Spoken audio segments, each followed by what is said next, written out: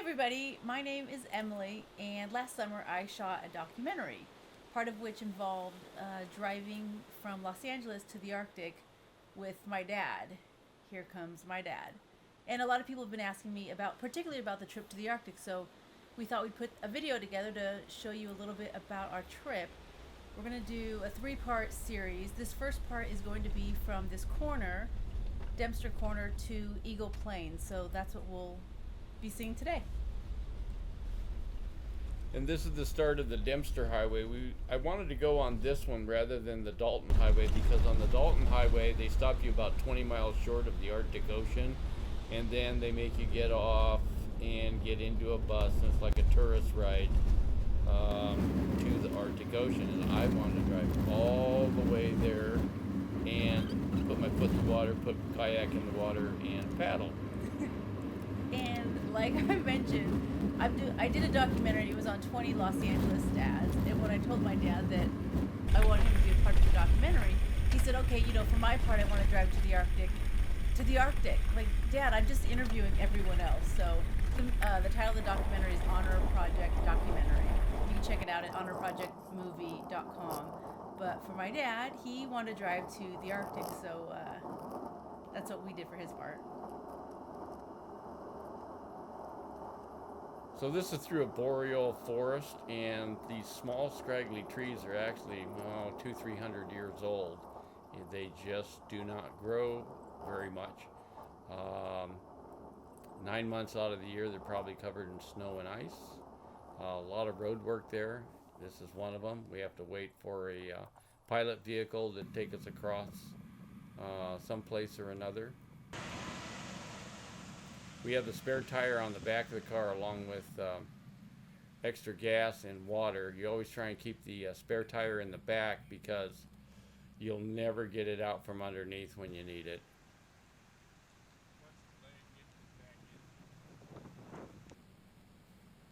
This is in August. If you go a little bit earlier, June and July, the mosquitoes are absolutely atrocious. And I've traveled through the jungles in Panama, through the Darien Straits, through the jungles of Colombia and Ecuador. Had malaria twice. I don't like mosquitoes, so I'd rather be rained on or snow.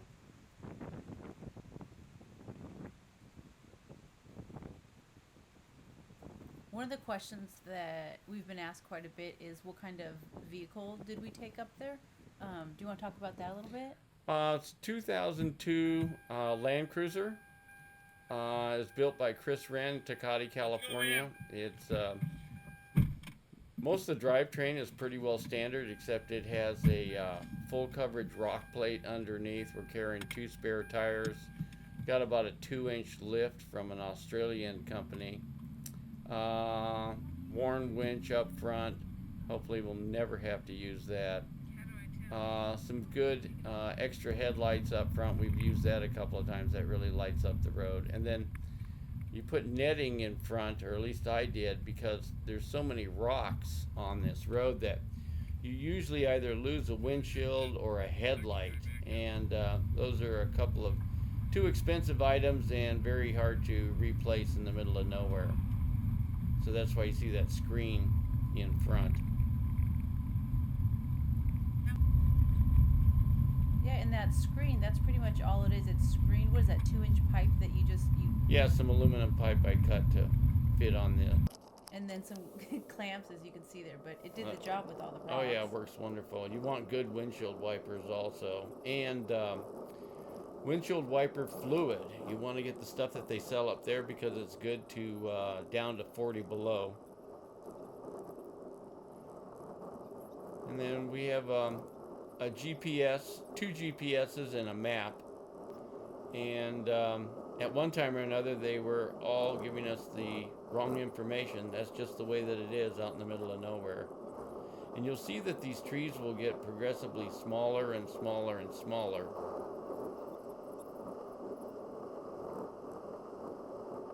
The road is like a crushed shale that they put down, and it's very sharp. We were using some Goodyear TAs, and I would say that in 7,000 miles it took off at least half of the tread. We did not get a flat though, thank goodness. Yeah, and that's starting originally in Los Angeles, California, which is about 3,700 miles south of this starting point.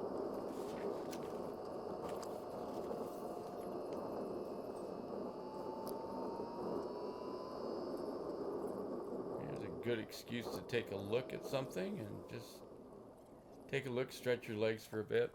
Oh yeah, that book, Breadcrumbs with something. My mom was sitting in the front seat and shotgun the whole time, and every time we'd stop, she'd throw the book up there.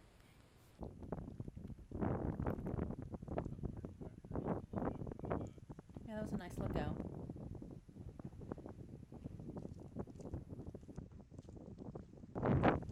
People thought we had a dead body on top of the car.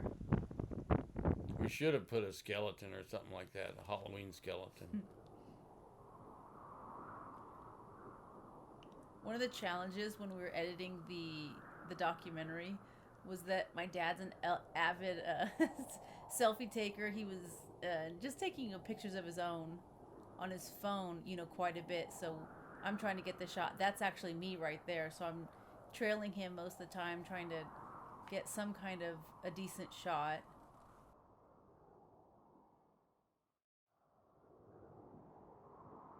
That's my mom sitting in the front seat, and I was shooting on a Canon 5D Mark II with, various lenses. That's my move. Well, there's what people think is the dead body. It does look like it. That's a two-person folding kayak up there, along with assorted camera gear. Actually, that dirt right there is not very bad at all. Yeah, day one was not bad. Not very bad at all.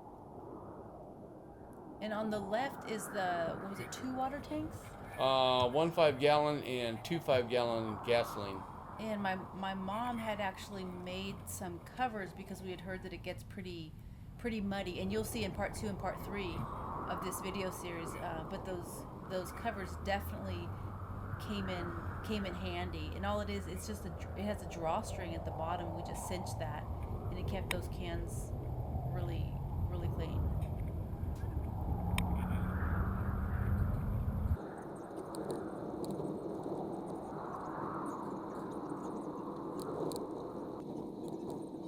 Because of the freezing and thawing on this road, it's quite difficult to put a road up here when you get this far north. Basically, what you have to do is dig down about 10-12 feet and then fill that entire thing up with gravel so that it drains. And you get down about 2-3 feet and it's solid ice. It's virtually permafrost.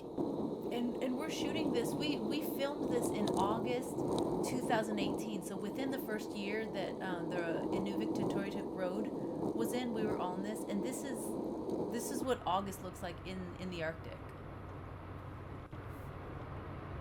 I think that red turned out so good. It shows up well. Good wardrobe choice. Oh, well, I got that on sale at the North Face place. Well, I'm picking up a little mud here. I like this shot. We have 3 GoPros with us, and I would just stick a GoPro that was mounted on a stick just out of the window, and that's how we got these shots. I like these shots.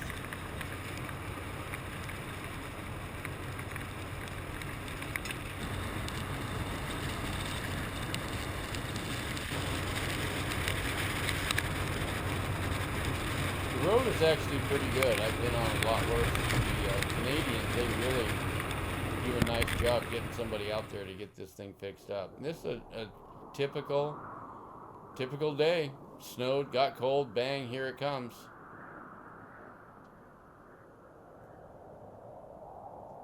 When we left on this trip, say a week or so before, it was about 109 degrees driving through Central California. That was a year of quite a bit of fires and smoke also, and we drove through 2,000 miles of smoke. Oh, here comes those people, the motorcycle guys. Oh my goodness. They were so glad to get back on pavement. This guy's having a good time. You notice that both of his feet are still up on the pegs. A lot of these guys, they had to get them down on the ground, going a mile an hour, pushing themselves through the mud. Oh, when we left LA, there were, I think, 22 fires burning. And by the time we got to British Columbia, they had over 600 fires burning.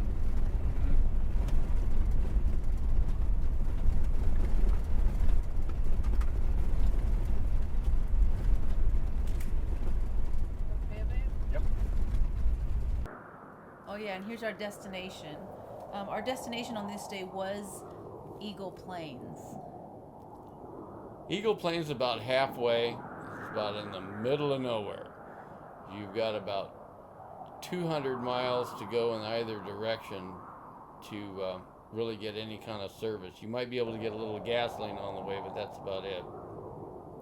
And this place has everything that you need. It has gasoline, oil, food, shelter, if it isn't already booked.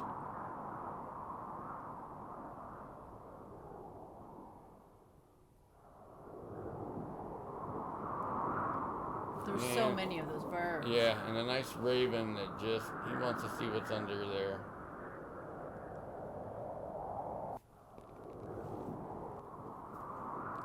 All right, well, that concludes part 1 from Dempster Corner to Eagle Plains. Stay tuned for part 2. We'll go Eagle Plains to Inuvik.